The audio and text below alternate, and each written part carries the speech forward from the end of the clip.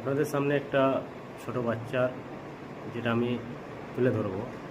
কালকে রাত্রে 11টা নাগাদ আমি গেছিলাম এক নার্সিংহোমে যাওয়ার পর সে দেখলাম একটা 6-7 বছরের বাচ্চা, যেটা আপনার পেশেন্ট হার্টের 1.5 মাস আগে হার্টের অপারেশন করে নিয়ে এসেছিলো। নিয়ে আসার পরে 1.5 মাস পরে আবার সে নার্সিংহোমে ভর্তি হওয়ার পরে ওনার পেটে ছিল ইনফেকশন হয়েছিল। ইনফেকশন হওয়ার পরে আমি দেখলাম বিষয়টা, যে ওনার বাচ্চা 9 দিন পরে ওনার পরিবারকে বলছে যে পেটে ইনফেকশন হয়েছে, এখানে ওনার চিকিৎসা করা যাবে না।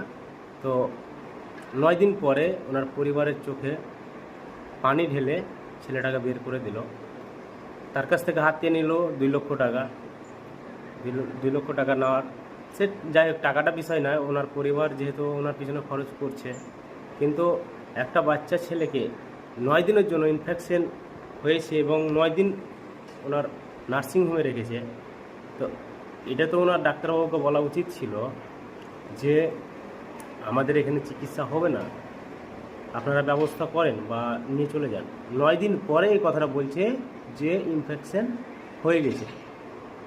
ইনফেকশনটা যে হয়েছে 9 দিন পরে যে ডাক্তার ধরতে পারছে, তো সেটা তো ওনার বলার উচিত ছিল যে আপনাদের বাচ্চার ইনফেকশন হয়েছে, আপনারা এখান থেকে নিয়ে চলে যান, নিয়ে কলকাতায় অ্যাডমিট করেন।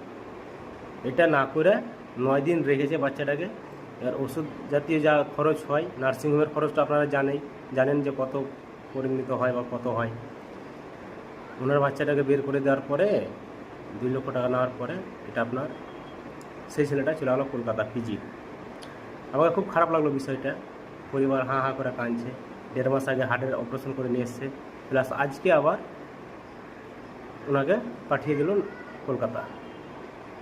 তো আমি বলি, এটা যে ডাক্তারবাবু চিকিৎসা করছিল সে ডাক্তারবাবুর কি হুঁশ নাই? না ওই ডিগ্রি নিয়ে পড়াশোনা করেনি যে এই অপারেশনটা হবে না, না এই জিনিসটা ঠিক হবে না আমার এখানে? তো আর ওখানে যদি ঠিক না হয় তাহলে ওকে 9 দিন রাখা লাভ নয়। 9 দিন রেখে 2 লক্ষ টাকা নিয়ে আজ বলছে হবে না। একটা মধ্যবিত্ত পরিবারের যদি ছেলে হতো তাহলে তো মরা ছাড়া উপায় ছিল না। একটা যদি গরিব ঘরের পরিবারের ছেলে হতো তো ওনার মরা ছাড়া কোনো উপায় ছিল না। তার জন্য আপনাদেরকে বলি যে নার্সিংহোমে নিয়ে যাওয়ার আগে ভাবনা চিন্তা করে নিয়ে যায়, বা সরকারি হসপিটাল পাশে থাকলে সরকারি